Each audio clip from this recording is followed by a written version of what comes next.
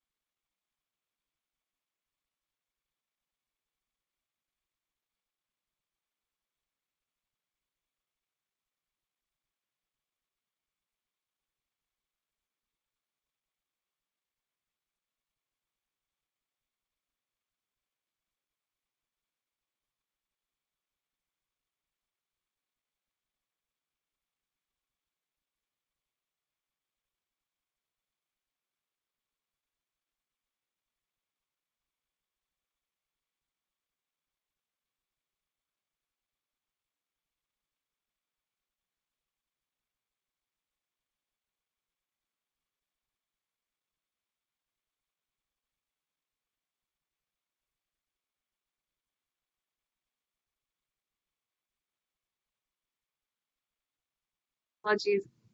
Can I get a confirmation that you all can hear me now? And great. Yes. I think we have our Deputy Secretary as well. Great.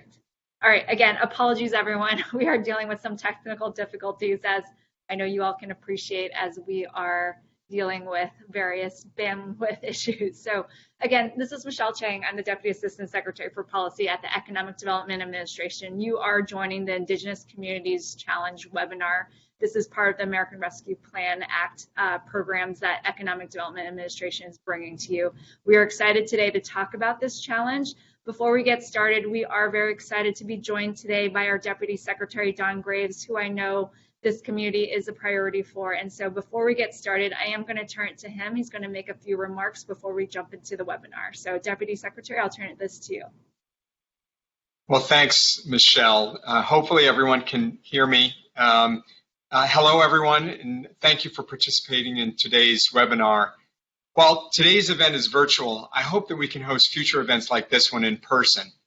It's my pleasure and privilege to serve as the Deputy Secretary of Commerce and to be a part of an administration that's not only committed to building back better, but in doing so in a more equitable way. In the last 18 months, COVID-19 has impacted every community in this country. We've seen firsthand how our families, our businesses, and our communities have been devastated by this unprecedented pandemic, which also further exposed deep disparities in our country. Our very own U.S. Census Bureau has found that nearly 10% of Americans lost their jobs due to the pandemic. COVID-19 also exacerbated the unemployment rate for Native Americans and exposed how wide the digital divide truly is for America's indigenous communities. This has caused a ripple effect for these and households. According to the Center on Budget and Policy Priorities, 19% of Native American households did not have enough food for their entire family. The rate of Native American households unable to pay their monthly rent is also 19%. That's simply unacceptable. We all agree that we can't go back to the way things were before. This is the moment to reimagine and build a new American economy, one that creates millions of good-paying jobs and is more just and sustainable. In March, President Biden signed the American Rescue Plan, allocating $3 billion to the Department of Commerce's Economic Development Administration, or EDA. These funds are specifically designed to assist communities across the country in their efforts to build back better. The investment marks the largest investment in America's economic development from the Department of Commerce in decades. It has the ability to significantly transform local and regional economies.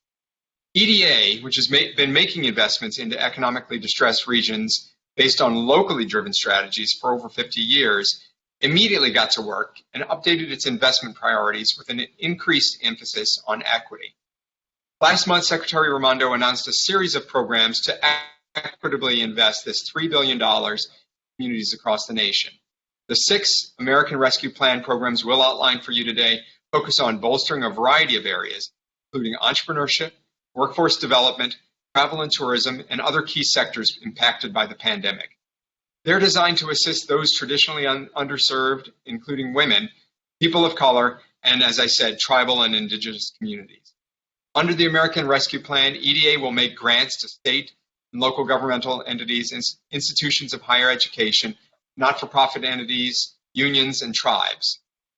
One of our programs allocates $100 million specifically for indigenous communities. Applications will be accepted for infrastructure projects such as broadband, energy, road, water, and waste management, vocational and higher education facilities, and community health facilities. Projects can also include non-construction projects, provide technical assistance to support business development, entrepreneurship assistance, economic development planning, rural prosperity, and workforce training in indigenous communities. And of course, indigenous communities are also eligible under all of EDA's other programs. At Commerce, we also recently announced nearly $1 billion in grants to expand broadband to unserved and underserved tribal lands. These grants are part of our Tribal Broadband Connectivity Program and will help your communities participate more fully in today's modern economy. The grants are flexible and cover a range of issues, from broadband deployment to digital inclusion, workforce development, telehealth, and distance learning. Our team at the National Telecommunications and Information Administration, or NTIA, will ensure the funds are distributed equitably so that all federally recognized tribes have an opportunity to participate in the Tribal Broadband Connectivity Program. NTIA is currently accepting applications through September 1st, 2021. I strongly encourage you to visit NTIA's Broadband USA webpage to attend one of the upcoming seminars on that program offered by NTIA later this week. There's one on August 11th and on August 12th, and next week on August 23rd and August 24th. Today's webinar will provide key information to those who have not engaged frequently with EDA, as well as those who may be more familiar with our programs. The Department of Commerce, we're helping to create a future that invests in our communities and for future generations. We ask that you help us spread the word and encourage eligible applicants in your communities to visit eda.gov. Follow us closely on social media for the latest news. With your support, these programs will help create transformational change in communities across the country. We hope that today's webinar provides you with the information you need to get started. EDA is ready to assist as you continue with the grant process. And with that, I'll turn it back to Michelle. We can get started. Great. Thank you so much, Deputy Secretary Graves. We are greatly appreciative of you taking some time out of your busy day to come talk to us and also to share with us other opportunities across the Department of Commerce for Indigenous communities. Again, we want to apologize for the technical difficulties we had as we get started. I think we have it all sorted out, but certainly let us know if you are experiencing any challenges. Before we get the webinar, I do want to mention a few things. We have a Q&A box that you see on the right-hand side. If you have any questions, feel free to put them into the Q&A box. We will try to answer as many as we can there. We also will be posting the slides that you see today onto our website after this webinar, as well as frequently asked questions and other resources for you. You can find all of that information at eda.gov/ARPA, that stands for American Rescue Plan Act, and that's all available on our website, and we do encourage you to visit there regularly as we will be posting additional information as we get more information and resources available to you. With that, we will get started on today's webinar. As you may know, we are really excited at the Economic Development Administration that we received $3 billion as part of the American Rescue Plan. And that amount of money really helps us be able to lead an unprecedented approach to prevent, prepare for, and respond to the coronavirus pandemic, and also helps us have additional expenses for responding to the economic injury as a result of the pandemic. The EDA's the American Rescue Plan programs are designed to, number one, accelerate the economic recovery from the pandemic, but also to help build local economies that will be more resilient to future economic shocks.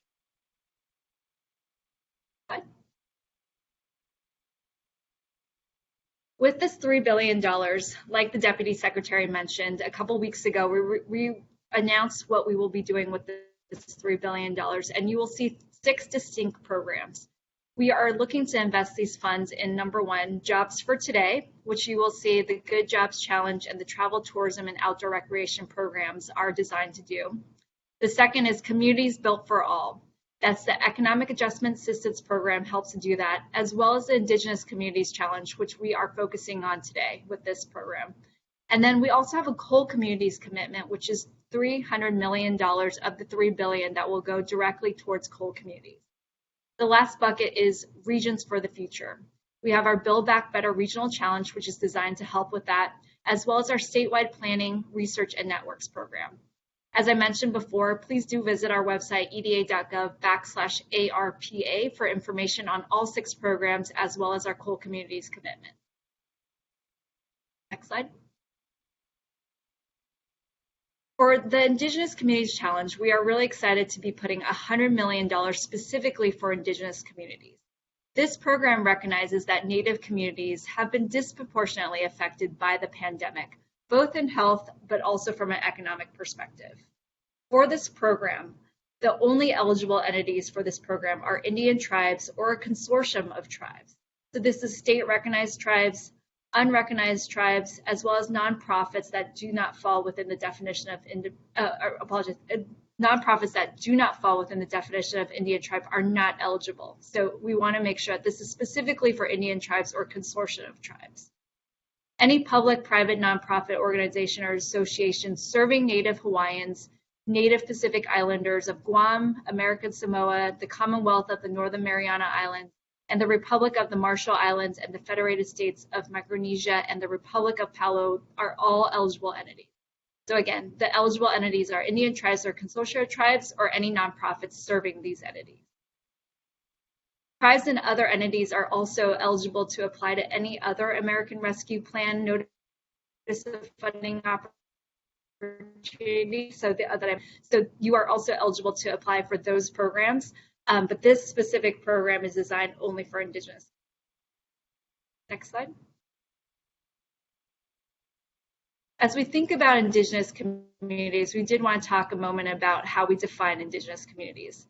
Under EDA's regulation, the term Indian tribe includes any governing body of an Indian tribe, a nonprofit Indian corporation, an Indian authority, or any other nonprofit Indian tribal organization or entity, provided that the Indian tribal organization or entity is wholly owned by or established for the benefit of an Indian tribe. So do you want to mention that this is our current definition for who is eligible as an Indigenous community? We are considering updates to this regulatory definition of Indian tribe to include for-profit corporations. There will be notification if EDA decides to move forward with that change, so please stay posted. With that, I am going to turn this over to my colleague Mara Campbell, who is our Senior Advisor at the Economic Development Administration, and she's going to walk through some more details on timeline as well as process for getting involved with this program. Mara? So much, Michelle. And good afternoon to everyone. Thanks for joining us in this exciting webinar. As Michelle mentioned, I'm going to walk through a couple of the next slides here. So the first one is about our award timeline. Applications are currently being received, and the NOFO, the Notice of Funding Opportunity, is open and live, and we are encouraging folks to apply. That kicked off in July last month. This is a rolling competitive notice of funding, and there's no specific deadline. However, all funds for all of our American Rescue Plan must be awarded by September 30th, 2020. So it's really important for folks to start submitting applications and moving through the process. The period of performance must end to allow for closeout, and that is May 31st, 2027. Next slide, please. So for folks that are familiar with EDA's funding, some of this may look a lot like our normal economic adjustment assistance program. So under this notice of funding opportunity, we're accepting a whole range of projects. These can be construction and non-construction. As the Deputy Secretary mentioned, we are accepting applications for funding, workforce development, entrepreneurship, our revolving program, public works, so hard infrastructure, and all types of construction projects. These projects we're really encouraging that they be based on long-term, regionally oriented, coordinated, and collaborative economic development or redevelopment strategies that foster economic growth and resilience. Any project that supports recovery from the economic effects of the pandemic is eligible. Therefore, there are a number of different projects that we can receive and fund under this notice of funding opportunity. Next slide. Some of the differences under this notice of funding opportunity than our sort of traditional EAA funding opportunity is that we are really focused on bringing in and soliciting a wider range of eligible projects. So while we have our traditional projects that we just discussed in the previous slide, in this particular notice, we've expanded and we've been responsive to the needs that we've heard from our communities, which are that we are funding and able to fund projects such as health facilities, vocation and higher education facilities, and other projects such as broadband, energy, road, water, and wastewater projects, even if the connection to job creation is indirect. One important note is that projects that directly support casinos or request to appraise lost revenue remain ineligible. And you can get further information on all of the specifics in the notice of funding opportunity. One really, really critical component of this notice of funding is that all awards will be made at 100% grant rate. That is a really, really significant component under this NOFO, and we encourage all of our Indigenous communities to apply. Applicants are not required to demonstrate committed beneficiaries or provide a signed ED 900B to be competitive. And finally, EDA will reimburse certain pre-award project costs that we don't traditionally agree to in other notices. This includes preliminary engineering reports, preparations, and environmental and historic preservation requirements compliance costs.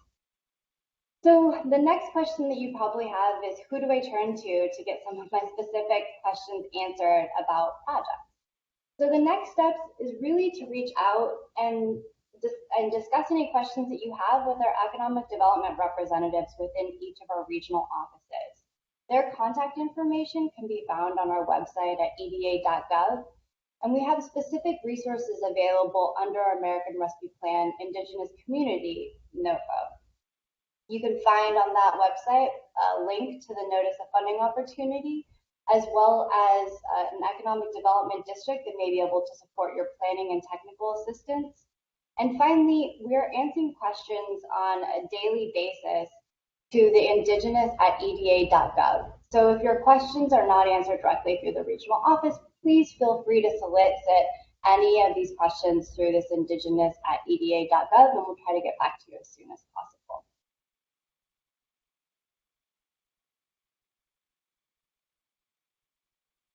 Now we're going to turn it over to some of the questions that we've already been hearing over the last couple of weeks since we launched this notice. I'm going to first kick it over to our Chief Counsel, Jeff Roberson. Jeff, can you help us answer this first question? What size grants does EDA anticipate awarding under the Indigenous Community Program? Yeah, sure. Right now, in the NOFO, we've said that we're expecting awards between 500,000 and 5 million. There's no real set maximum or minimum, though, so whatever is appropriate for the size of your project, feel free to apply. The range is provided because that's what our expectation is in terms of the number, in order to get to enough projects that we're making enough impact in the communities that we're reaching. So we want to be able to have a diverse and broad array of communities and projects that we're funding. So that range is what we're expecting to fund, but it's not a maximum or a minimum. Great. Thanks, Jeff. While I have you on, This second question, does match make projects under this program more competitive? Does EDA recognize in-kind match? In this particular notice of funding opportunity, match doesn't necessarily make you more competitive.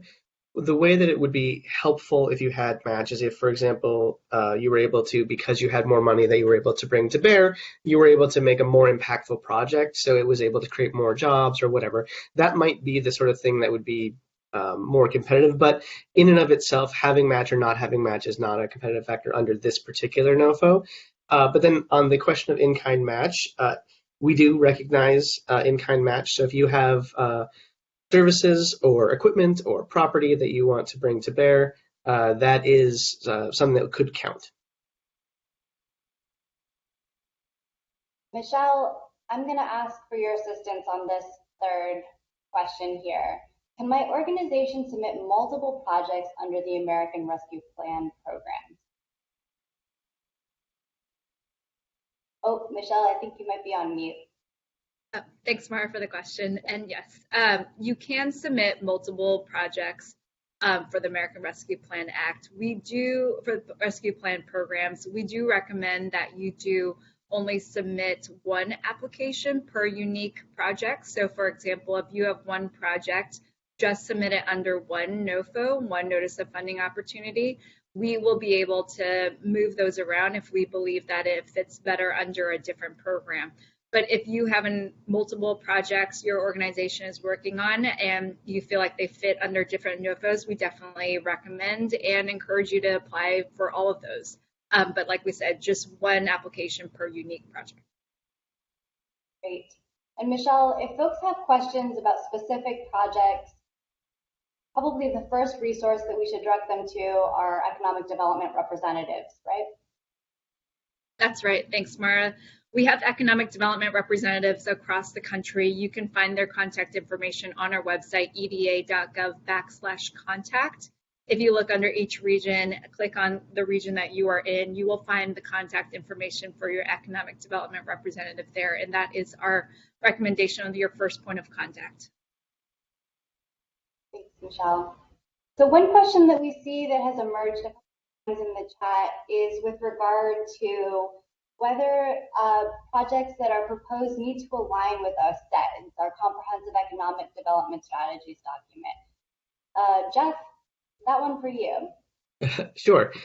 So the answer is no, not necessarily. A lot of places are covered by a Comprehensive Economic Development Strategy, or a SEDS. And if you are, then you'll just want your project to be in alignment with that. Those are pretty broad documents, though, so there's a lot that are covered by a SEDS, so most projects should be eligible.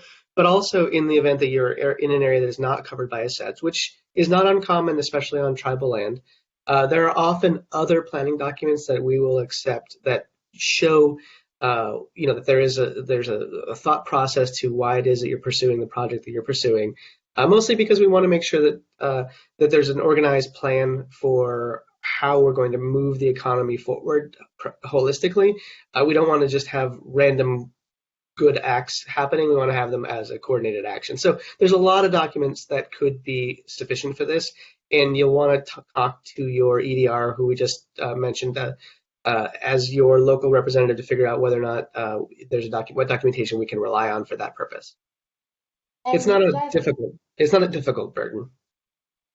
And one of the projects that are eligible under this Notice of Funding Opportunity is the development of a SEDS document itself, correct? Yes, absolutely.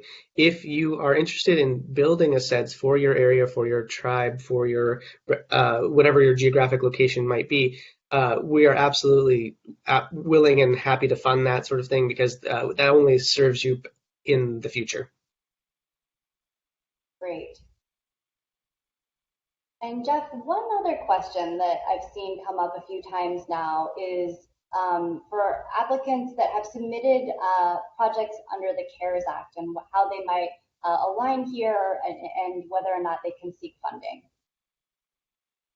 Yeah, so if you applied under the CARES Act and for whatever reason you were not selected because we ran out of funding, most likely, it is possible for you to resubmit it with no changes. And if you submit a letter, there's a description of it, how this process would work in the Notice of Funding Opportunity, or NOFO. and we can basically just move that application forward. On the other hand, if you want to resubmit it with new information because, for example, we have new investment priorities now, maybe something has changed on the ground that you want to update us on, that it's totally okay to resubmit a project like that as well. I know that's a little bit more work, but it might be a little bit easier to translate if something has changed. But yes, those projects, we'll continue to consider them now that we have additional funds from Congress. Great. I want to make sure that we're not missing any additional questions that might be coming through. So there's one that there's a series of them that seem to be coming in about environmental and engineering documentation, and there's a lot of different ways we can handle that. And one of them is one of those environmental engineering documents is the PER, which is a preliminary engineering report. There's a lot of questions about those two documents in the chat feature, and we can fund those as pre-award costs. So you can you can develop them and come to us with those, and then you can ask for reimbursement for having developed those. In that situation, you'll want to talk to your EDR to make sure that it is eligible and make sure that you want to commit to that, because it is doing it at your own risk. You can also apply for a project where that is part of the process. So you might say, we want to have a planning project that is attached to a future construction project and it's all one big application. You can do that as well. But do talk to your EDR about the arrangements that you want to have, because we want to make sure that everyone comes in with documentation that they need in order to be competitive. And Michelle, just to reiterate a couple of points that we made up top, all Indigenous communities can apply to multiple different programs under the American Rescue Plan, correct?